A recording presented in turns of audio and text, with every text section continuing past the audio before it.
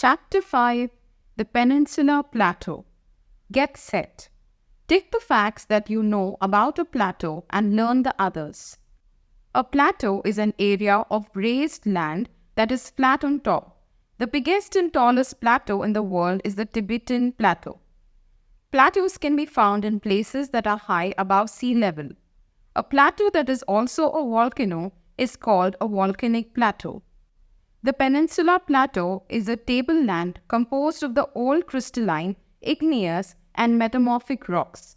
It is roughly triangular in shape, with its base parallel to the Ganga Valley and its apex pointing towards the southern tips of the country.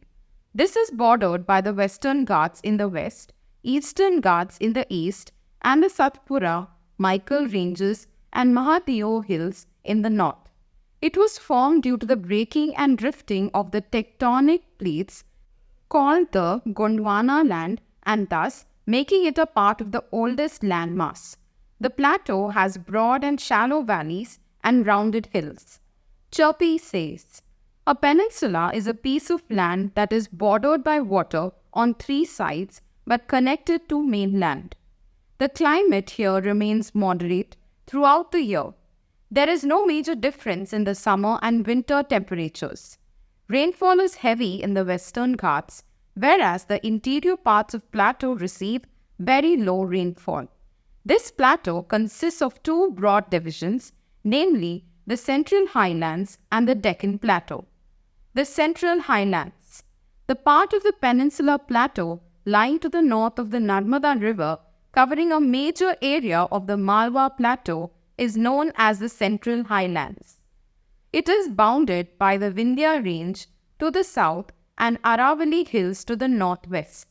The further westward extension gradually merges with the sandy and rocky desert of Rajasthan. The flow of the rivers draining this region, namely the Chambal, the Sindh, the Betwa, and Ken, is from southwest to northwest, thus indicating the slope. The Central Highlands are wider in the west but narrower in the east. It includes parts of Rajasthan, Madhya Pradesh, and Gujarat in the west, and the state of Jharkhand and parts of Odisha, Bihar, and Chhattisgarh in the east. The Deccan Plateau. The Deccan Plateau is the largest part of the southern plateau. It lies towards the south of the Narmada River and the Satpura Range. It stretches across the states of Maharashtra, Telangana, Andhra Pradesh, Karnataka, Tamil Nadu, and eastern parts of Kerala. It is bounded on either side by the Western Ghats and the Eastern Ghats. The Western Ghats are a continuous range of hills. They include the Nilgiri, Annamalai, and Cardamom Hills. The highest peak in South India is Annaimudi Peak, located in the Cardamom Hills of Kerala. It is 2,695 meters above the sea level. The Eastern Ghats, on the other hand, are not as high as the Western Ghats. They are broken into smaller hills. The Western and Eastern Ghats join each other at Kanyakumari in the south. Chirpy says, the famous Kolar gold mines are situated in Karnataka in the Deccan Plateau. Chirpy says, the peaks or tops of the mountains in the Deccan Plateau are rounded while in Himalayas are pointed. The rivers in the plateau region. The rivers in the plateau region are smaller than the Himalayan rivers. These are seasonal rivers which get water from rains. They become dry during the summer season, but in monsoon season they are full of water and flow rapidly. These rivers include the Mahanadi, Godavari, Krishna, Kaveri, Narmada, and Tapi. Except Narmada and Tapi, all these rivers flow from west to east and fall into the Bay of Bengal. The Narmada and Tapi flow from east to west and drop into the Arabian Sea. At many places, these rivers form waterfalls. Chirpy says, the Jog Falls in Karnataka is one of the highest waterfalls in India. Many big dams have also been made on some of these rivers to store water for irrigation purposes and generating electricity. The Mettur Dam on Kaveri, the Nagarjuna Sagar Dam on Krishna, and the Hirakud Dam on Mahanadi rivers are the important dams. The Mettur Dam is the largest irrigation project in South India, while the Hirakud Dam is the longest dam in India, and the Nagarjuna Sagar Dam is one of the largest masonry dams in the world. The significance and importance of the Peninsula Plateau. This is the oldest and the most stable part of the Indian subcontinent.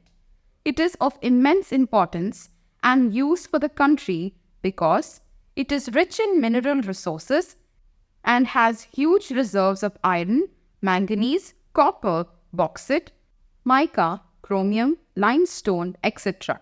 More than 95% of the Gondwana coal deposits of India are found in the plateau region.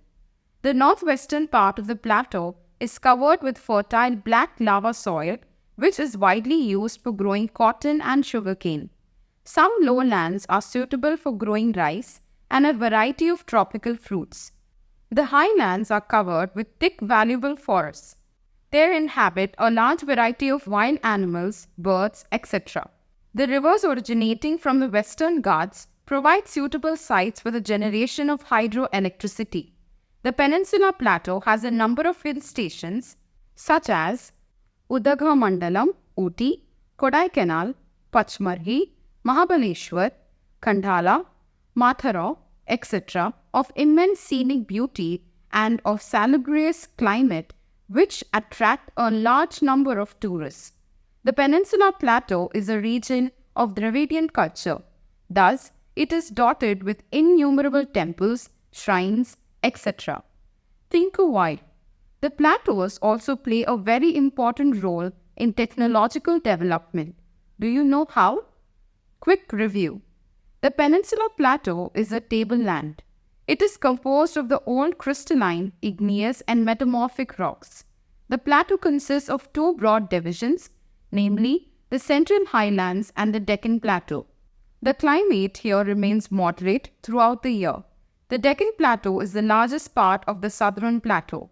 The Peninsula Plateau is the oldest and the most stable part of the Indian subcontinent.